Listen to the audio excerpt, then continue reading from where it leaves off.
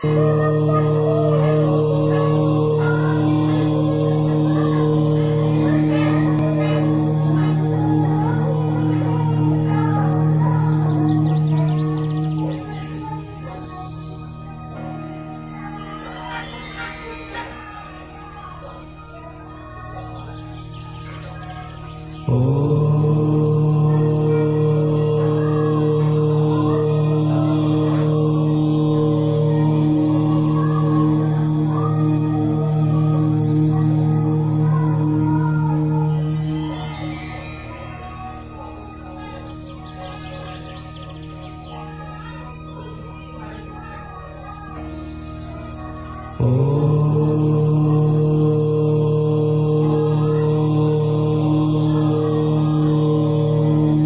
Routray नोटारी public वरिष्ठ सांबादिक। आज हूँ महाशिवरात्रि देवदेव महादेव आज पवित्र महाशिवरात्रि उत्सव। आज जंटाणी अंचल एवं जटणी आखपाख अंचल मंदिर मानक आज राति 3टारू भक्त मानकर भिड़ लगी एवं मंगल करिया मंगलमय श्री श्री महादेव से होचुन मंगलमय। तांकर आशीर्वाद लाभ कले निजर निज परिवार निज अंचल तथा ये समाज मंगल हब सही आशा रखी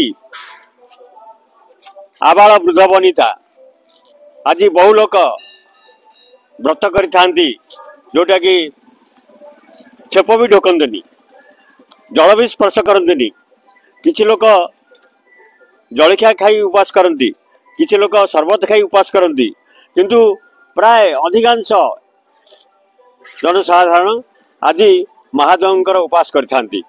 रात्रि रे संध्या समय रे आपणकर दीप जाली संसार मंगल कामना करने सहित निज परिवार मंगल कामना करती। रात्र रे महादीप उठा पर तांकर व्रत भांगी थाए एवं से माने जोठी जमती जो हिसाब रे से तांकर प्रसाद सेवन करती किए अन्न प्रसाद सेवन करती किए चूड़ासा एवं खीरी अन्य प्रसाद सेवन करती तापर तांकर व्रत समाप्त हुए। आज बाबा आखंडणी मंदिर सामने आम ठिया होचे। ये अंचल ये रामचंद्रपुर बजार अंचल बाबा आखंडणी मंदिर रे आपण संध्या समय रे प्रबल जन समागम हेब एवं एठारे मंदिर परिचालन कमिटी पक्षरु समस्त प्रकार आयोजन मध्यम करा जायछि।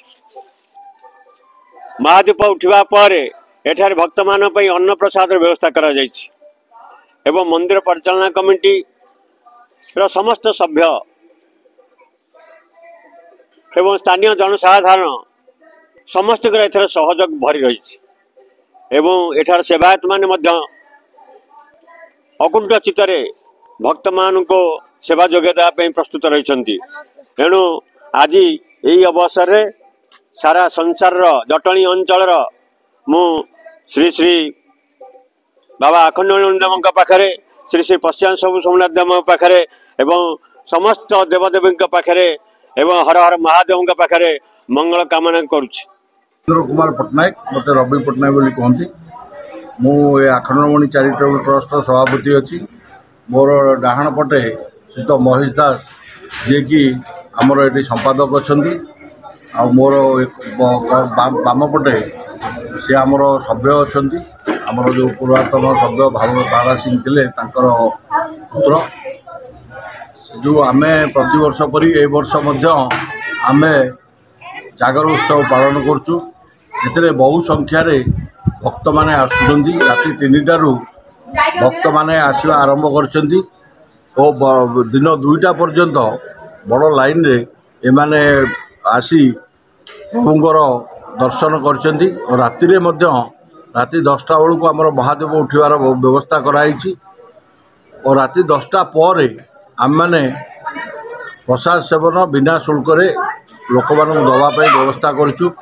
4000 ରୁ 5000 ଲୋକଙ୍କ ପାଇଁ ଆମମାନଙ୍କର ବ୍ୟବସ୍ଥା ଅଛି ଓ ପ୍ରଭୁଙ୍କ ଦୟାରେ ଜଟଣୀବାସୀ ତଥା ଓଡ଼ିଶାବାସୀ ଭାରତବାସୀ ଏମାନେ ସମସ୍ତେ ସୁଖରେ ରହନ୍ତୁ ଏହି କାମନା କରୁଛୁ ଆମେ।